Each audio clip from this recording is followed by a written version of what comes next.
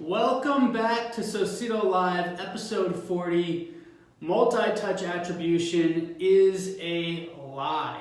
Man, that's strong, right? That means that's like, a big statement right there. You know, is that, I don't know if I'm okay saying that, because obviously we work on multi-touch attribution. We like to invest in it. We try to track things. We try to make sure that our attribution is correct.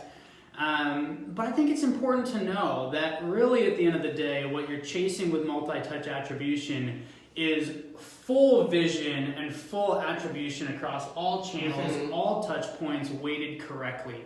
And the fact of the matter is, you're just never going to be able to achieve that because you can't attribute everything. So absolutely, you should be investing in multi-touch attribution. It should help you kind of get some directional goals.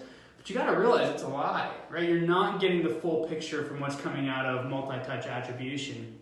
So I've got Adam here, our head of marketing. He's going to ask some questions about this topic. It's obviously a little bit of a controversial one, but it's something that I think all marketers, as you start investing in multi-touch attribution, it's good to know the truth, and it's good to make sure that your expectations are set correctly.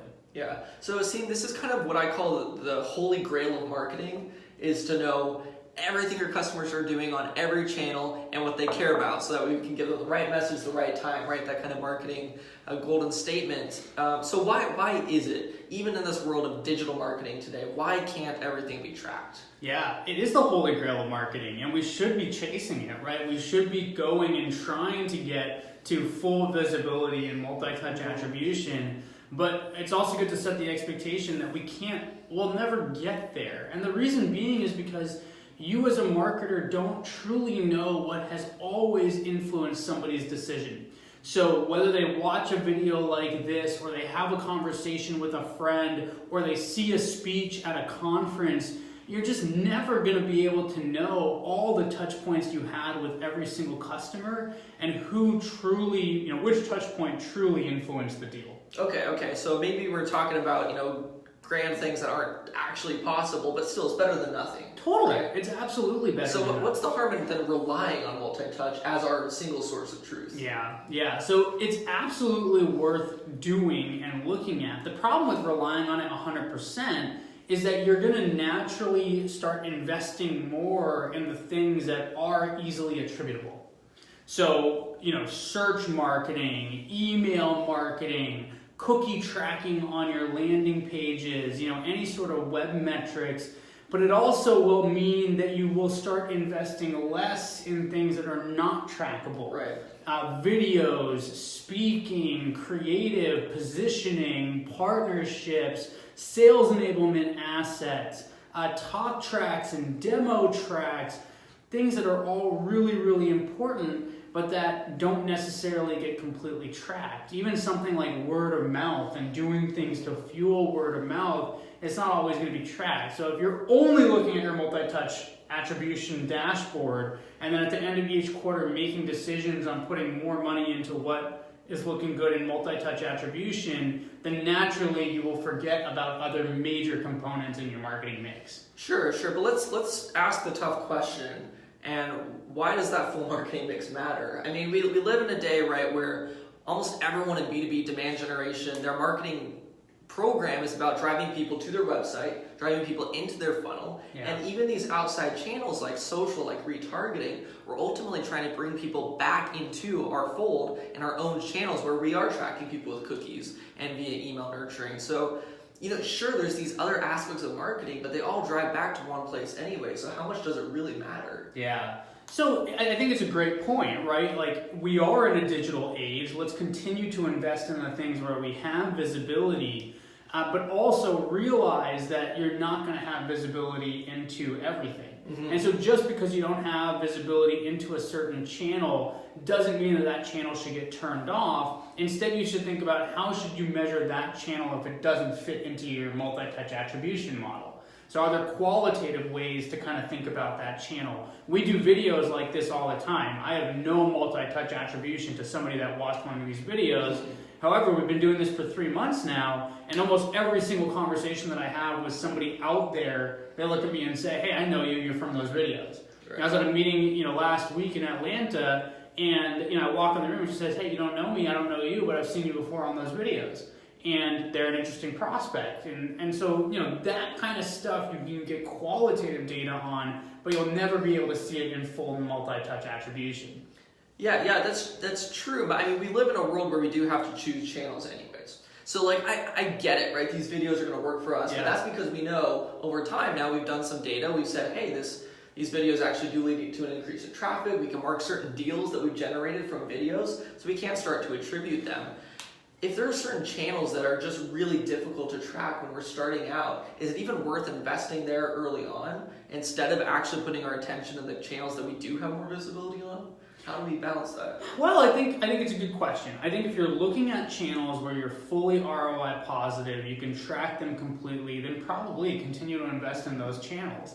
But the problem is that all the channels that are super trackable are also going to get very competitive. Sure. All right, and so think about it. Paid search, for example, is one of the most competitive channels, and for a lot of people, it only works in the early stages until you can't drive enough volume at a good enough price in order to be ROI positive.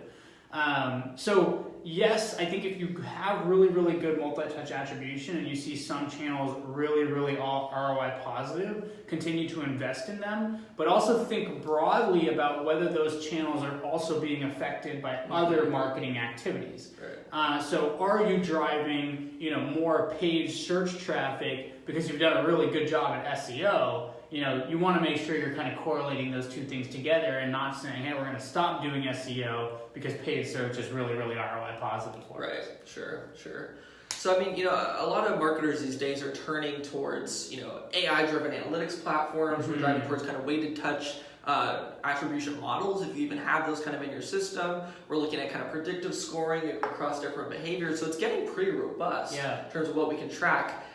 That also adds a lot of complexity to it. So how can we start to take kind of simple steps to think beyond just what we're tracking in our system and integrate some of these other channels into our marketing mix?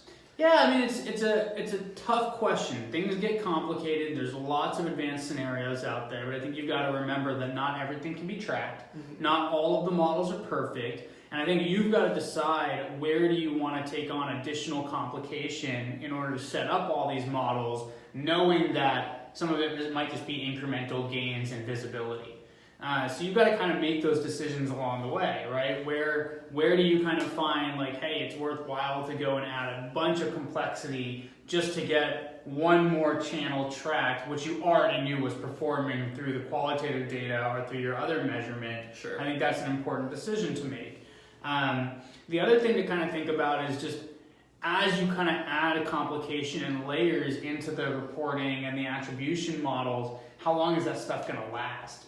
I think right now we're at a period where we actually do have a lot of trackability even online, but you're starting to see kind of flickers of maybe some of that going away, whether it's GDPR or the movement against trackable Facebook data, retargeting and whatnot seems to be getting some backlash. And so truly being able to track people 100% around the internet the way that we do today may have some challenges in front of us as well. So it's something to think about. If you're going to invest in this stuff and then all of a sudden you legally can't track people across different channels, then it's probably worth thinking about how else can you measure and get more of a directional understanding of what's working for you. Okay, awesome. So real quick before we wrap up then, if social media, we don't track every single thing in our multi-touch attribution model, how do we measure the success of something like social media then? Yeah, so I think you've got to think about on a per channel basis, what are your measures of success? So in social media, for example, we look at impressions, engagement, audience size, traffic that we're generating from social media.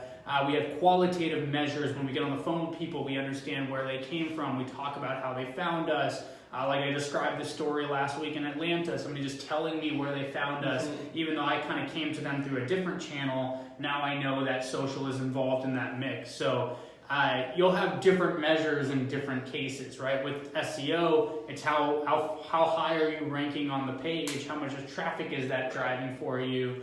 In other places, it can be more qualitative. So you give a speech at an event, and maybe you get some survey feedback at how good the speech was from the conference organizers. these are all different ways that you can kind of understand the success of different channels that don't fit into multi-touch attribution. Awesome. All right. Well, thanks, Asim, and thanks for Absolutely. everyone for joining us today. One quick way to plug social media into your MarTech system is via Socedo. You can do it in a free trial at Socedo.com. Awesome. Thanks, everyone.